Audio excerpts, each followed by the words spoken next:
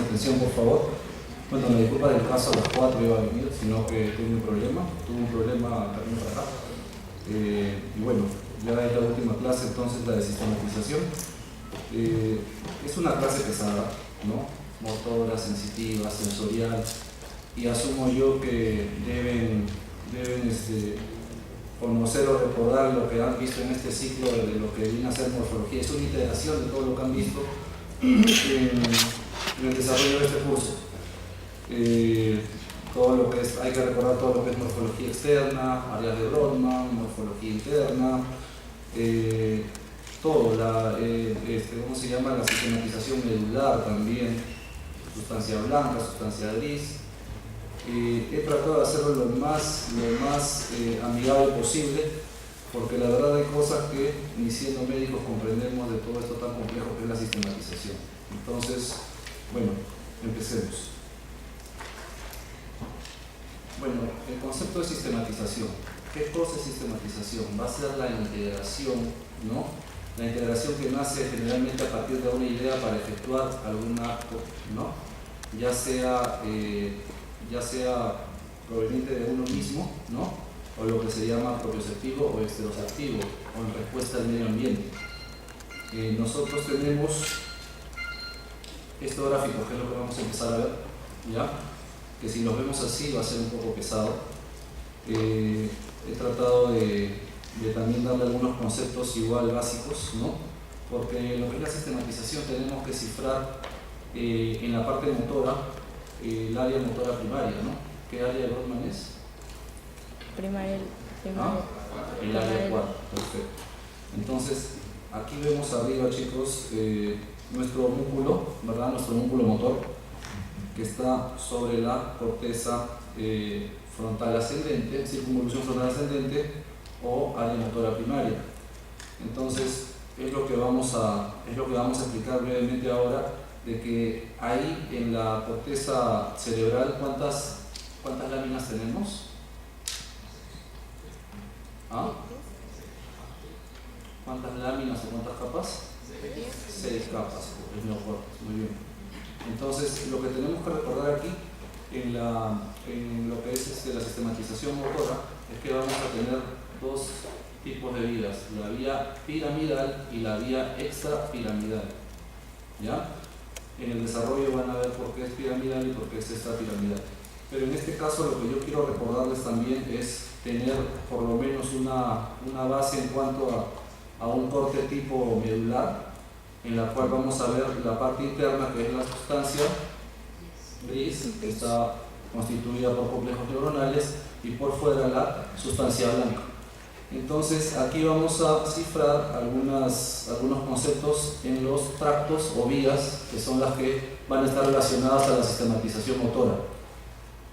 Para iniciar, en la región lateral vamos a ver un tracto, correspondiente a la vía piramidal, que es el tracto córtico-espinal lateral. ¿Por qué llamamos córtico-espinal? Porque va desde la corteza hacia la médula, ¿ya? Entonces, esto también es una vía, lo que se llama una vía descendente, o también sería una vía aferente o eferente.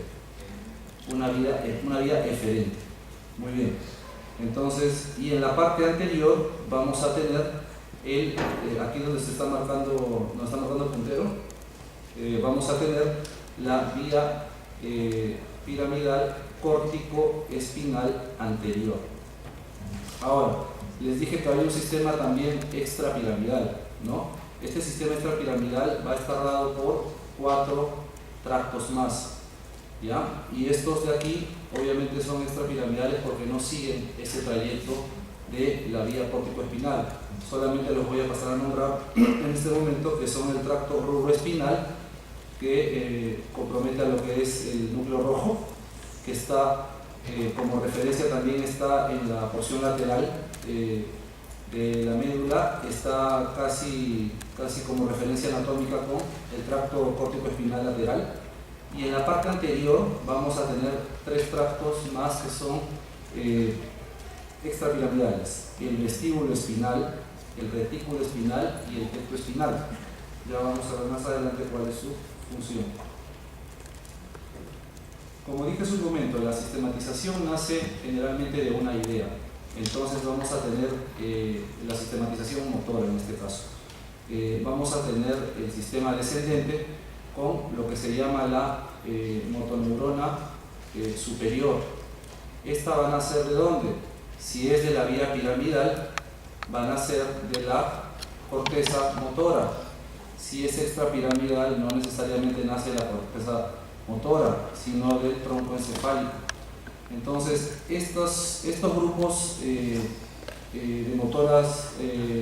neuronas motoras superiores van a tener relación con los ganglios basales y con el cerebelo, porque van a modular, van a dar la iniciación correcta del movimiento y también la coordinación sensitivo-motora. Entonces, esta primera neurona va a llegar hacia la médula y va a llegar a la sustancia gris, al asta anterior, porque todo lo que viene a ser el asta anterior es la parte motora. Y ahí se van a unir con interneuronas, ¿ya? Con interneuronas, que son pequeñas neuronas de asociación. Estas neuronas en lo que nos van a ayudar es a hacer la sinapsis a ese nivel y dar las órdenes hacia dónde vamos a hacer la movilización. Si son de extremidades, o sea, movimientos de flexo-extensión, o si son movimientos llamados axiales, que principalmente los hace el cuello, los hacen los hombros y el tronco. Eso también lo vamos a ver más adelante. Y por último, va a ir a dar la orden específica al sistema muscular esquelético, porque son movimientos de tipo voluntario. Profesor, una pregunta. ¿Qué decía el cuadrito rojo antes de que dijo que llegara? Las neuronas, o sea, primero son las neuronas motoras superiores. Se van a la sustancia gris, por eso está acá dibujado de gris, van a juntarse con estas interneuronas de transición y después ahí va a ser la sinapsis a la segunda neurona y luego va la orden al músculo esquelético. ¿Grupos de neuronas motoras? ¿Cómo? ¿Así se llama? Como lo lees, así se llama. Se llaman neuronas motoras, es que son motoneuronas, son neuronas de orden motor. No, es que no se distingue mucho por el color. Ah, no, esto es por el color. Vamos a tenerlo en cuenta. Listo. Entonces acá hacemos un esquema con la planificación motora. Ya estábamos hablando de que la planificación motora va a salir principalmente de lo que es la corteza motora primaria, también parte de la corteza motora suplementaria. También mencionamos que los ganglios basales y el cerebelo nos van a ayudar a modular estos movimientos. Luego, esta es la planificación, la etapa de planificación. Después, cuando ya hacemos el programa motor, o sea, cuando ya vamos a iniciar el movimiento, se va a poner en funcionamiento la corteza motora primaria. Y después va a haber un patrón neuromuscular, ya hemos visto más o menos que es un orden de corteza motora, médula espinal y la orden final a los músculos esqueléticos. Ya mencionamos de que esto de la sistematización motora ve principalmente el movimiento voluntario. ¿Ya? Vamos a ver acá cómo inicia. La corteza motora comprende el área responsable de los procesos de planificación, control y ejecución de funciones motoras voluntarias, que ya lo hemos mencionado. Hablamos hace un momento de las láminas, ¿no? O las capas de la corteza, y tenemos que recordar la capa número 5, donde están las células gigantes de Betz o células piramidales. De ahí van a ser, o va a empezar todo este tracto que es el tracto piramidal o córtico espinal.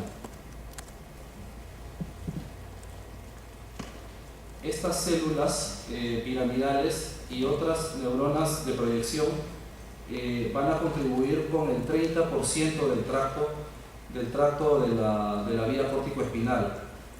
Las otras fibras van a venir de la corteza premotora, y el área motora suplementaria también siendo un 30%, La corteza somatosensorial o somatoestésica también tiene un grupo neuronal importante para lo que es la vía córtico-espinal, también con un 30%, y la corteza parietal posterior también contribuye a generar este tracto córtico-espinal en un 10%. Aquí les muestro, bueno, el corte de las 6 capas, ¿no? En la quinta vamos a ver justamente estas células piramidales o de Betz. Acá tenemos también imágenes histológicas de lo mismo. Y aquí lo que nos vamos a acordar es nuestro homúnculo. Si ustedes ven aquí, tenemos un corte, ¿no?, a nivel de la circunvolución frontal ascendente, ¿no? Y vamos a ver que de la línea media, ¿no?, como vimos hace un momento, cuando empieza la línea media van a empezar es como una persona que está echada, ¿verdad?, mirando hacia arriba. Vamos a tener los miembros inferiores, vamos a tener la cabeza, los miembros superiores, y lo que quiero que fijen aquí, chicos, es la porción. Si estamos viendo, si hacemos un corte coronal, porque esto correspondería a un corte coronal, ¿verdad?, a un plano coronal, lo que está marcado, sí se ve, ¿verdad?, esto de acá. ¿Se ve esto de acá? Sí. Ya, lo que está marcado aquí con celeste va a ser lo que va a corresponder al tracto córtico-espinal, ¿ya? O sea, significa que básicamente es extremidades, ¿ya? Extremidades superiores, inferiores, las manos, el movimiento de la cabeza, ¿ya? Entonces eso es lo que vamos a fijar con lo que es el tracto córtico-espinal. Este tracto córtico-espinal que va a iniciar en la región frontal va a formar lo que se llama la corona radiada o corona radiata, ¿ya? ¿Qué va a hacer? Va a ser las proyecciones de las fibras, ¿no?, de los axones, de todas las células, todos los grupos celulares de la lámina 5 que se proyectan hacia dónde van a proyectarse hacia la cápsula interna. Este es el siguiente trayecto de la vía córtico-espinal, ¿ya? O sea, va a iniciar, acá vamos a dar los conceptos. La corona radiada está conformada por sustancia blanca, porque esta es esta zona de aquí, ¿no?, por sustancia blanca. Comunica la corteza cerebral con la cápsula interna. Son fibras de proyección de cada hemisferio que se conectan mediante el cuerpo calloso. La cápsula interna también es un concepto, una definición teórica que ya lo deben conocer, ¿no? Es una estructura que también está en la región profunda del cerebro y que tiene 3 partes, ¿verdad? El brazo anterior, la rodilla y el brazo posterior. Entonces aquí lo que vamos a ver es las fibras de la corona radiada que van en dirección, aquí en este lado acá, van en dirección a la cápsula interna. Pero hay una región específica de la cápsula interna donde esta corona radiada va a continuar su trayecto. Ya sabemos que este es el brazo anterior, esto es la rodilla o genu y este es el brazo posterior. Entonces todas las fibras que van a empezar a descender, ya hablamos, las células de Betz van a ir hacia la corona radiada y de la corona radiada se van a agrupar hacia la cápsula interna, van a llegar al brazo posterior y en este brazo posterior es donde van a iniciar un descenso hacia la región caudal. En cuanto a lo que es la irrigación de la cápsula interna, acá lo principal, también han hecho su clase de lo que es vascularización cerebral. No debemos olvidar la arteria cerebral media, por el sencillo motivo de que cuando hablamos de vascularización cerebral, que es una clase que también he dictado acá en otras oportunidades, tenemos unos grupos vasculares pequeños que son muy sensibles de romperse al incremento de la presión arterial. Los primeros son las arterias lentículo-estriadas, ¿no?, que están en el segundo segmento de la arteria cerebral media, y también la arteria coroidea anterior. Estas dos arterias, que son las que estoy mencionando acá, van a dar irrigación a lo que viene a ser la cápsula interna. ¿Y por qué es importante saber esto? porque es muy frecuente en la parte médica las lesiones hemorrágicas hipertensivas y generalmente afectan esta estructura. ¿Y en qué se traduce esto? Como ya estás interrumpiendo el paso de lo que viene a ser la sistematización motora, el paciente va a tener un trastorno de hemiplegia, no va a poder mover la mitad del cuerpo contralateral que está afectado. Ahora, mencionamos que llegamos hasta la cápsula interna, brazo posterior. Vamos a descender hacia el mesencéfalo, o sea, las fibras van a viajar hacia los pedúnculos cerebrales. Los pedúnculos cerebrales están ¿en qué parte del mesencéfalo? En el tegmento, ¿no? Porque tenemos el techo o tectum y el tegmentum, que es la región anterior. Estos son los pedúnculos cerebrales y en la porción medial, si partimos en tres los pedúnculos cerebrales, ¿ya? En la región medial, o también conocida como en los 3/5 medios, es por donde esta vía va a continuar descendiendo. Profesor, Sí. ¿usted que desciende por el Pedúnculo. pedúnculo? Pedúnculo cerebral. Una vez del pedúnculo vamos a llegar al bulbo, ¿ya? Y justamente esta estructura es importante porque acá va a ocurrir la decusación piramidal, ¿ya? Entonces, cuando hablamos de decusación es porque en ese nivel las fibras se entrecruzan, como vamos a ver en el gráfico de acá. Acá tenemos un corte, ¿no? O una vista de lo que viene a ser la pirámide vulvar, y aquí en el medio vamos a ver lo que dice decusación piramidal. En este corte axial vamos a ver cómo sus fibras justamente son las que se entrecruzan. Pero es importante saber que del grupo neuronal donde se mandó la orden, que es de la corteza motora, ¿no? El 90% va a seguir este trayecto. El 90% va a entrecruzar sus fibras hacia la región contralateral.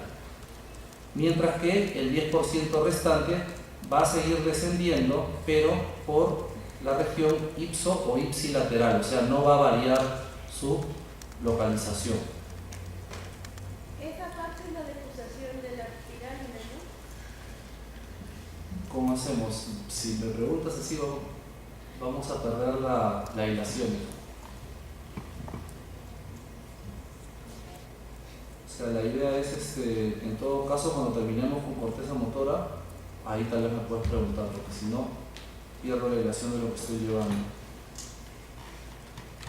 Y al final hay un esquema explicando todo esto, sino que también les estoy dando conceptos para que puedan memorizarlo mejor. Porque esto de aquí es memoria, la verdad. O sea, anatomía, neuroanatomía es memoria. Entonces, si no les doy estos conceptos, es difícil que puedan relacionarlo. Cuando ya termine esta parte, que es la de corteza motora, y en las otras vías, en los otros tractos, ya es más fluida ya la explicación. Entonces, nuevamente hacemos una recapitulación. Empezamos en la corteza motora, las células de Betz, ¿no? La quinta capa va a descender por la corona radiada, ¿verdad? El trayecto hacia donde nos lleva la corona radiada, a la cápsula interna, al brazo posterior. Del brazo posterior va a descender hacia el mesencéfalo, hacia los pedúnculos cerebrales, ¿no? A los 3/5 medios, como les dije, 3/5 medios. Una vez que llega a los pedúnculos cerebrales va a llegar al bulbo, y en el bulbo se va a decusar. 90% se decusa y el 10% restante baja por la vía ipsilateral. Cuando se cruza se llama contralateral. Ese es el resumen más o menos de lo que estamos viendo ahorita, o de lo que estamos explicando ahorita. Entonces, una vez que llega que baja ya del bulbo, la estructura que continúa inmediatamente es la médula, ¿verdad? Entonces ya va a llegar a la médula. Y ahí es donde tenemos que recordar ese corte que les di de lo que es donde sigue los tractos córtico espinal lateral y córtico espinal anterior. Quiero ver si lo tengo acá. Acá está, sí. Entonces, ¿qué pasa con esto? Acá tenemos, ¿no? Nuevamente, vamos a tener acá el ganglio raquídeo, que va a ser la región posterior, ¿verdad? La región posterior, porque eso va a la raíz posterior. Y acá tenemos la raíz anterior. Entonces, acá donde está marcado, o sea, una vez que baja del bulbo, el 90% que se entrecruzó, si por ejemplo la orden fue dada del lado derecho, ya se entrecruzó, hizo todo el trayecto que hemos hablado, va a bajar por el tracto lateral córtico-espinal. Entonces ahí va a bajar ese 90%. El otro 10% que bajaba por el mismo lado va a bajar por aquí, en la región anterior, que es el tracto córtico-espinal anterior. Ahora, si la orden fue dada desde aquí, desde este lado, vamos a decir que este lado es el derecho, la lateral va a ser hacia la izquierda, pero la anterior va a ser igual hacia el lado derecho.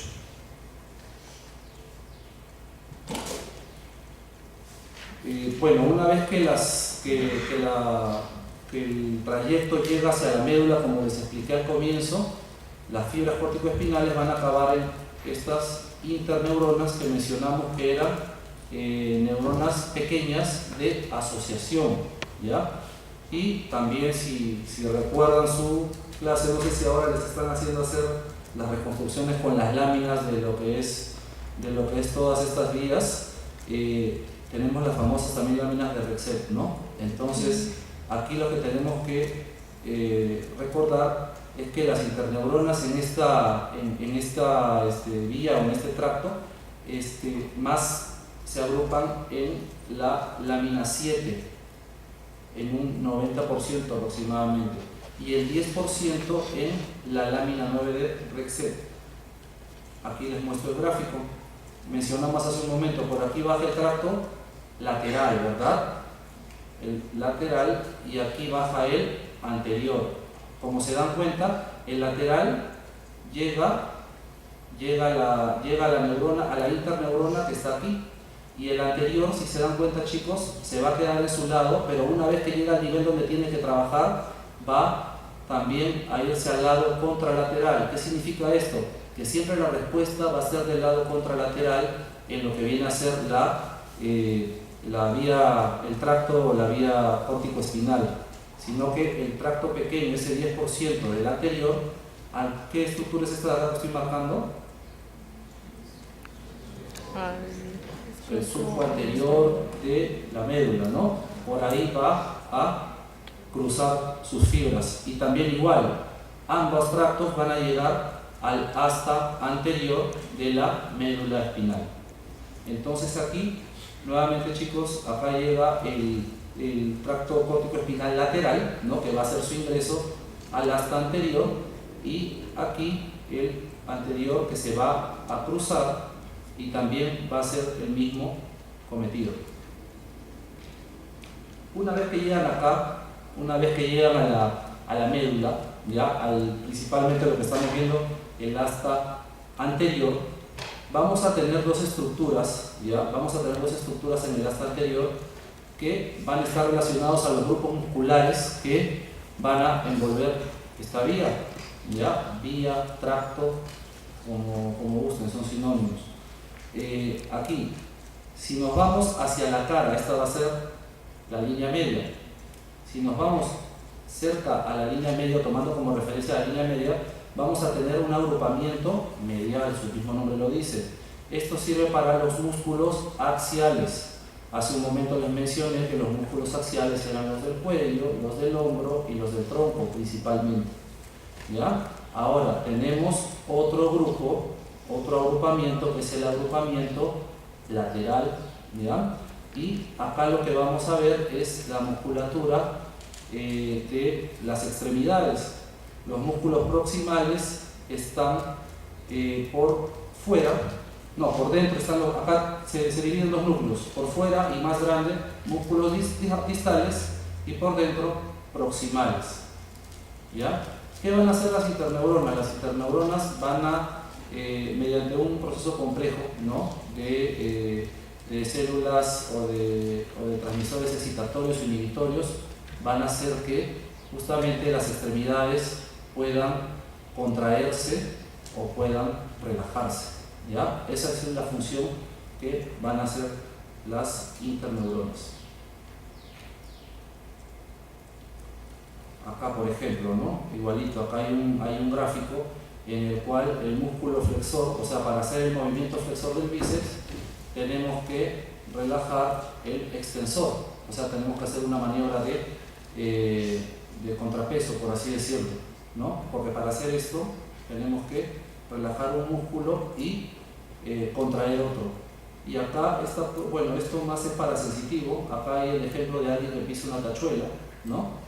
Alguien que pisa una tachuela y en la cual la respuesta natural es que la pierna que se estimula se va a flexionar, ¿no? Y la pierna opuesta va a ser la que tiene que contraerse para soportar el peso. Es una respuesta inmediata. Entonces, ahora sí creo que vamos a entender este gráfico que les puse inicialmente. Vamos a hacer entonces el repaso, porque esto va, como le digo, es esquemático. ¿Dónde empieza todo? En la corteza cerebral. En la corteza cerebral. ¿Ya? En la corteza cerebral, ¿en qué área? 4. El área 4 de Brodmann. ¿Qué circunvolución? Frontal ascendente. La circunvolución frontal ascendente. ¿Ya? Entonces, ¿qué va a pasar acá, chicos? Ya hemos visto que hay todo un agrupamiento de estas células TBETs o piramidales que van a formar, ¿cómo se llama toda esta estructura de aquí?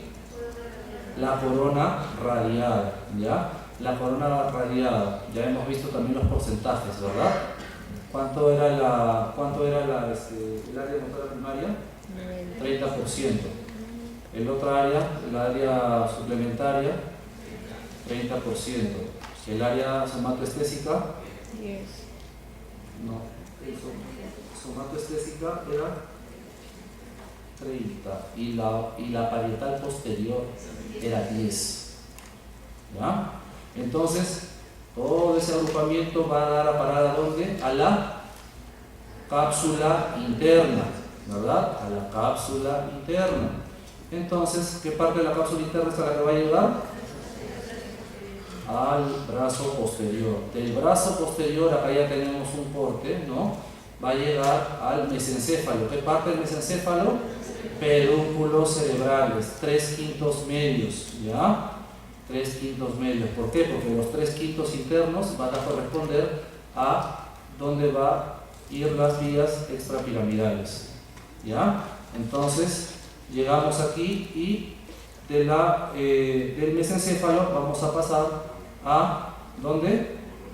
Al bulbo. Muy bien. Entonces vamos a llegar y vamos a seguir acá recogiendo estas fibras y vamos a llegar hacia la decusación piramidal, ¿ya? ¿Qué porcentaje se va a decusar hacia el lado contralateral? 90%. 90%.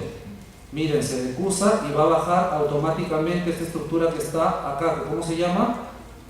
El tracto córtico-espinal lateral, ¿ya? El tracto córtico-espinal lateral. O sea, recuerden esto, de la decusación, ¿ya? Estas fibras van a ir inmediatamente al tracto córtico-espinal lateral.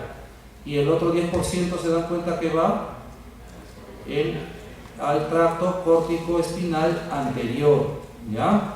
Ya casi ustedes ven, van a llegar a la porción de la médula que va a iniciar algún tipo de labor, ¿ya? Y del tracto córtico-espinal lateral va a ingresar al asta anterior medular y el tracto córtico-espinal anterior va a salir y va a cruzar el surco medular anterior para también ingresar a la misma asta. O sea, esto es lo que quiero que recuerden: el asta anterior, ya el tracto córtico-espinal anterior también va a tener su respuesta contralateral, ¿ya? Eso es lo que quiero que fijen. O sea, el hecho de que no se decuse no significa que su efecto no va a ser contralateral, sí va a ser contralateral, ¿ok? Entonces, acá ya tenemos igual el corte tipo, ya sabemos que acá estamos marcando el tracto córtico-espinal lateral y aquí adelante tenemos el anterior.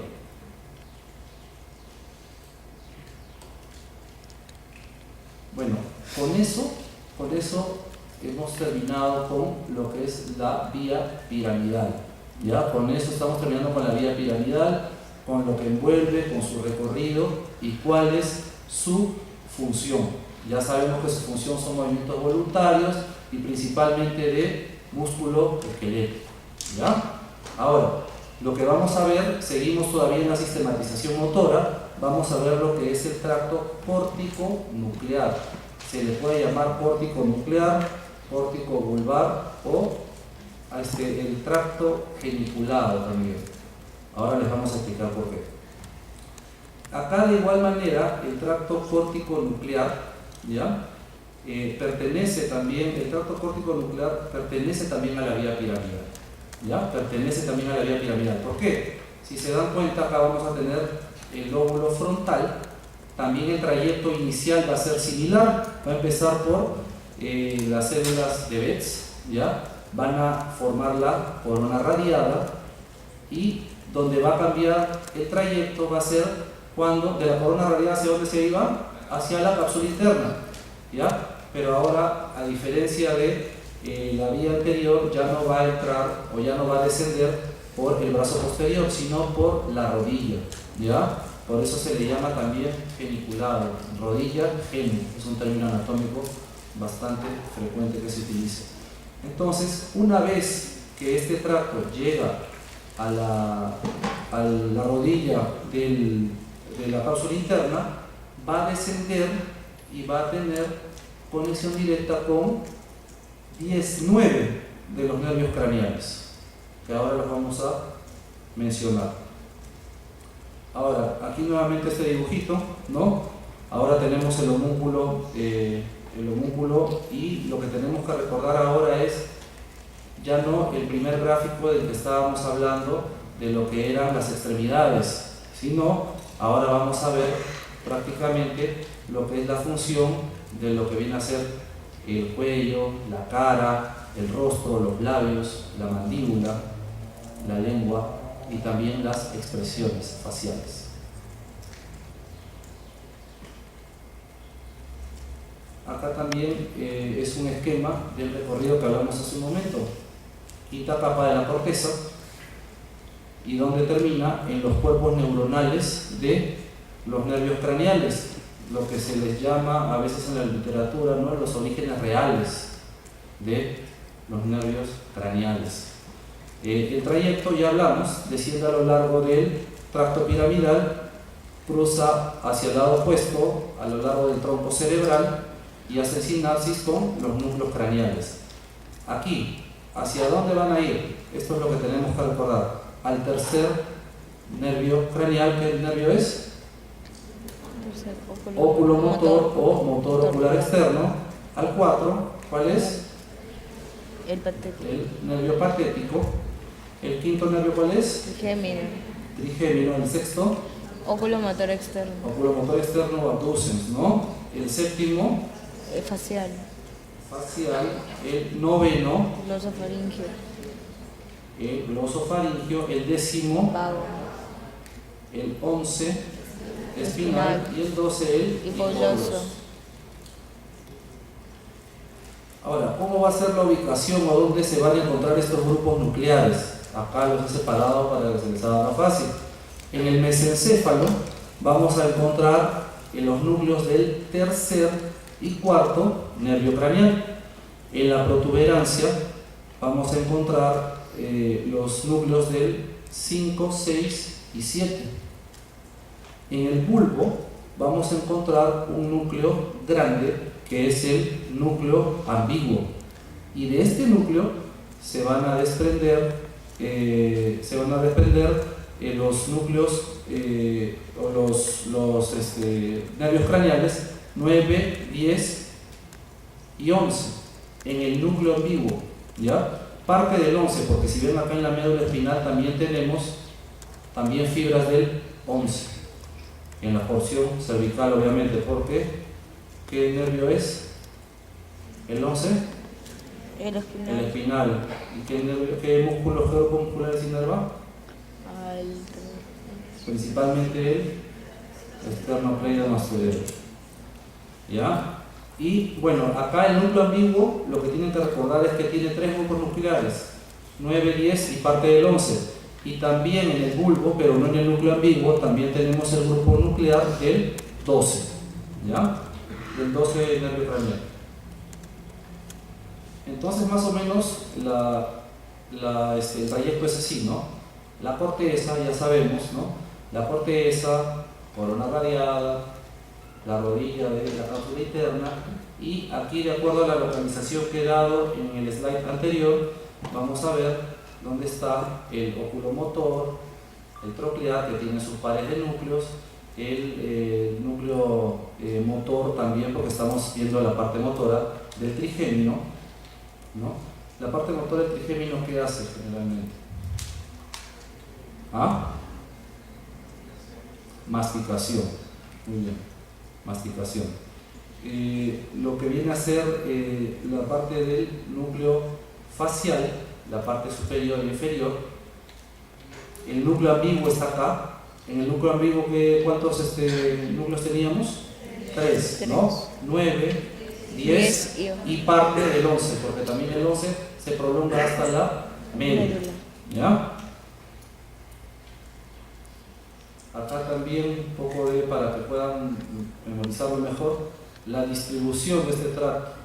Bilateralmente, como vimos en la primera, en este slide aquí, ¿hacia dónde va? Hacia los núcleos del tercer nervio craneal, al trigémino, a la rama motora, al núcleo facial, siendo los músculos de la frente, ¿ya? Y al núcleo ambiguo. Hacia el núcleo, solo hacia el núcleo contralateral, o sea, van al núcleo contralateral, al subdescenso, el núcleo del abducens, que es el sexto, el núcleo del facial y el núcleo del hipogloso. ¿Ya? El núcleo del hipogloso. O sea, es así, estas sí se cruzan. ¿Ya? Y que no cruzan en ningún momento sus fibras son las del núcleo troclear o patético, el cuarto nervio craneal. Hasta aquí entonces lo que tiene que ver el tracto córtico nuclear. Es una vía más fácil de memorizar, la relacionamos con los nervios craneales que las implican, ¿ya? Y con esto terminamos con lo que viene a ser la vía piramidal. ¿Ya? Con esto culminamos con la vía piramidal, con el tracto córtico-espinal, corteza, médula, y con el tracto córtico-nuclear. Ahora vamos a pasar a lo que son todavía tractos o fibras descendentes, porque las dos anteriores también lo son, y son 4 las que vamos a mencionar: el tracto tectoespinal, rubroespinal, vestíbulo y retículo espinal. Ahora, nuevamente les muestro este gráfico. ¿Por qué? Porque hace un momento les hablé de los tractos córtico-espinales. Ahora vamos a ver los otros tractos descendentes, extrapiramidales. Ya les mencioné acá, está rojito de rubro, ¿no? Y en relación a, si lo vemos así de adelante hacia atrás, por delante del tracto córtico espinal lateral, vamos a tener el tracto rubroespinal. Y tomando como referencia el tracto córtico espinal anterior, ¿ya? Vamos a tener 3 grupos o 3 tractos más que van a ser hacia abajo, el verde, que es el tectoespinal, el más anterior, ¿ya? Hacia afuera vamos a tener el vestíbulo espinal, y vamos a decir así, y hacia atrás de estos dos vamos a tener el retículo espinal.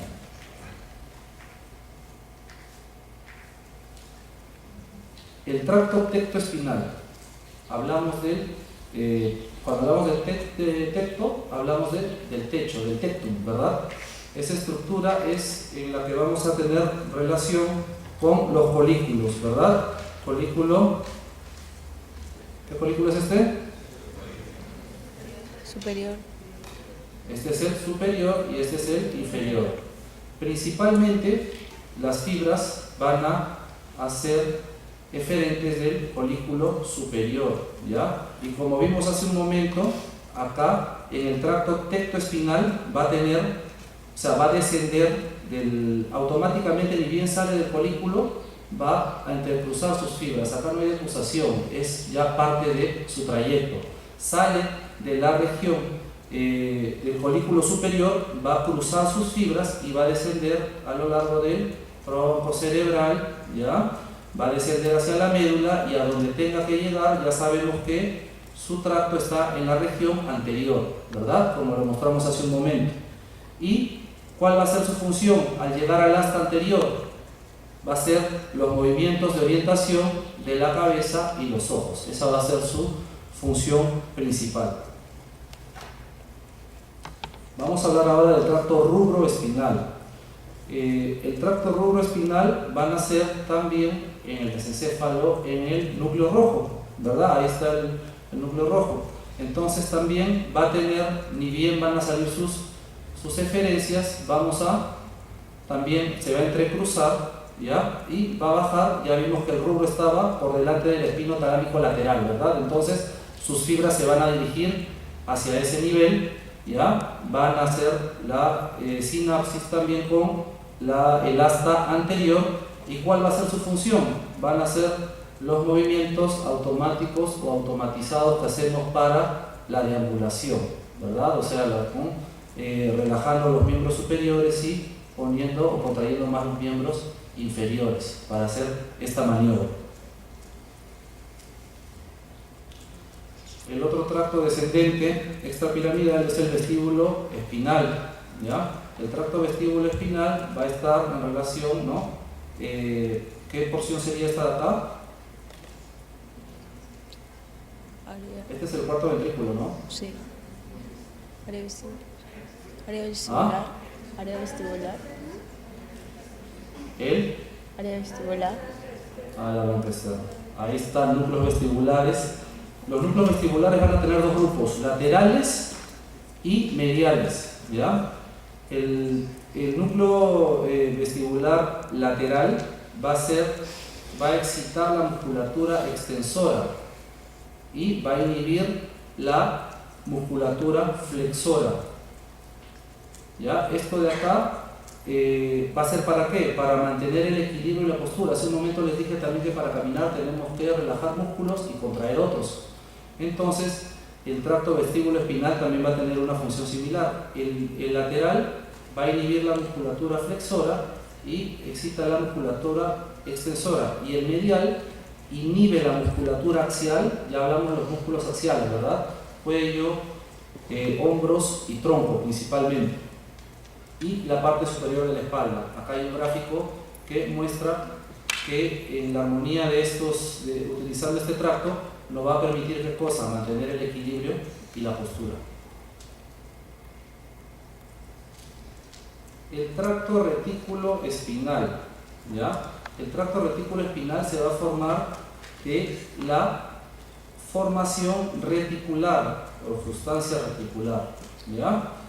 Tiene funciones más complejas como el control cardiovascular y respiratorio, control de reflejos tanto sensitivos como motores, regulación del sueño y la vigilia.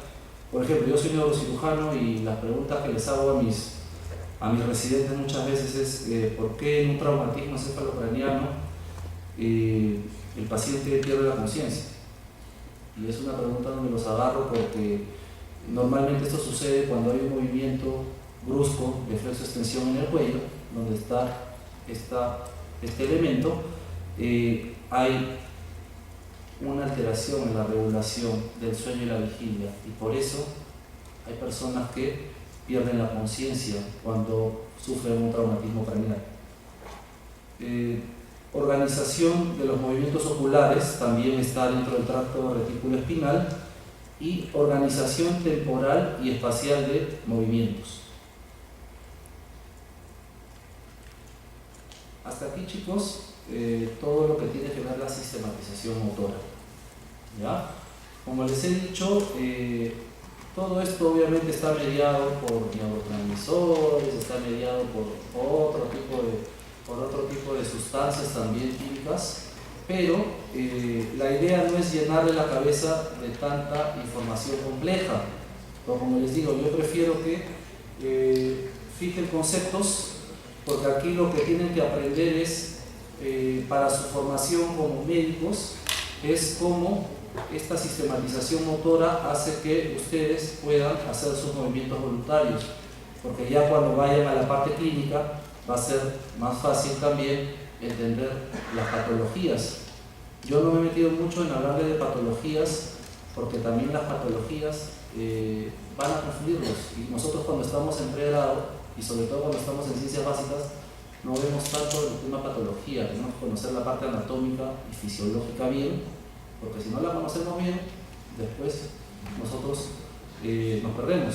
Es como cuando vemos una imagen, por ejemplo, o sea, yo no le voy a enseñar a alguien, nuevamente aplicando mi especialidad, no le voy a enseñar a una resonancia como un tumor cerebral, por ejemplo, a una persona que recién está estudiando, ¿no? Tengo que enseñarle cómo es un cerebro normal, cuál es su conformación, cuáles son sus surcos, sus fisuras. Una vez que domina todo esto, recién ya le puedo enseñar qué es un hematoma, qué es un tumor, qué es un aneurisma. Entonces, con ustedes es lo que también estoy procurando hacer. No quiero trabarlos con más información. Muy bien, ahora nos toca hablar de la sistematización sensitiva.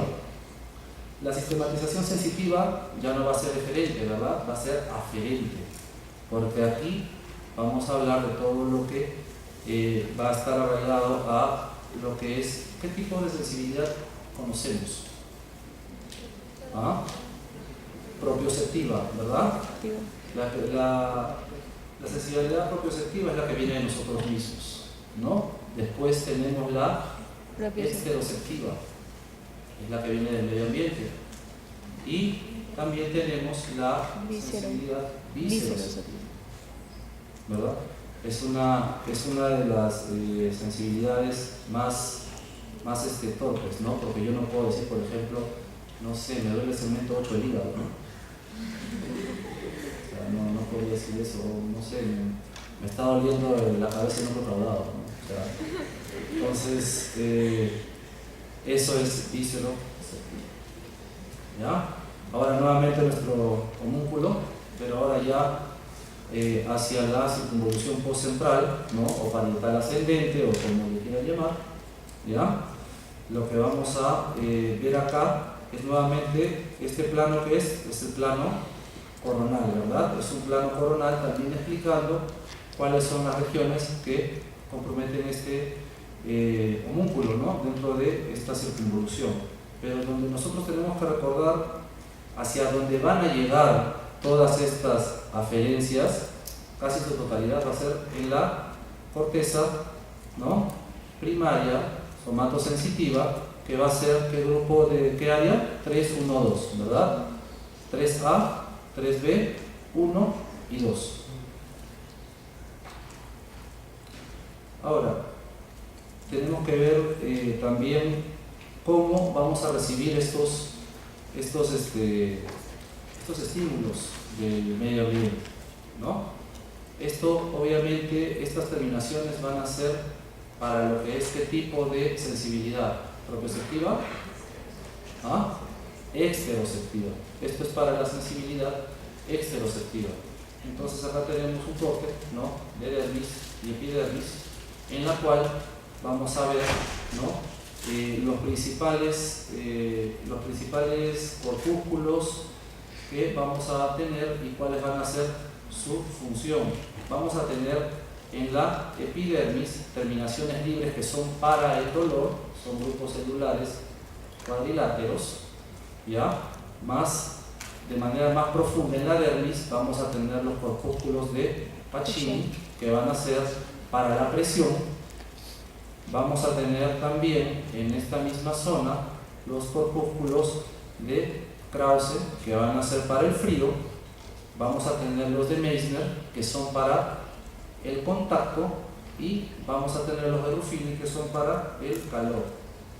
Acá hay un resumen, ¿no? Acá hay un resumen, y cuántos de estos, en qué porcentaje los encontramos en la mano. Acuérdense que la mano es una zona de una sensibilidad muy rica, porque hay múltiples receptores de este tipo. No vamos a tener la misma sensibilidad en los pulpejos de los dedos que, por ejemplo, en la espalda, ¿no? Van a ser terminaciones más groseras en las cuales no se va a poder hacer una determinación o un reconocimiento tan fino como en las manos, por ejemplo. Ahora, vamos a hablar de las neuronas, de los grupos neuronales que se van a unir en estas vías. Ahora ya estamos hablando de vías aferentes o vías ascendentes, ¿ya? Entonces, vamos a tener la neurona de primer orden, que va a ser entre el receptor y la médula. Vamos a variar ahora el orden, ¿verdad?, a lo que estábamos viendo en la sistematización motora. Entre el receptor a la médula.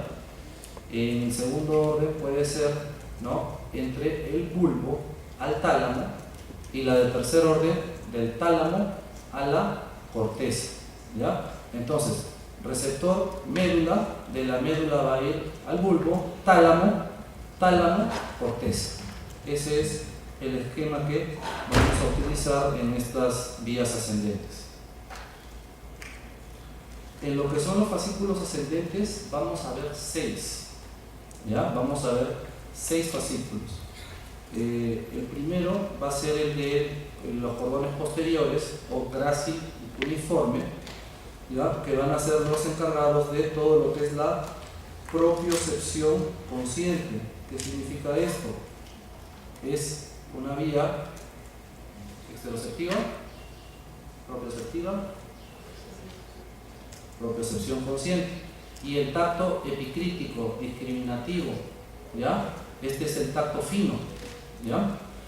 Después vamos a tener los fascículos espinocerebelosos. Cuando hablamos de cerebelo, vamos a hablar de lo que es propiocepción inconsciente, estas sensaciones, estos movimientos que tenemos, ¿ya?, pero sin necesariamente modularnos o darnos cuenta, ¿ya?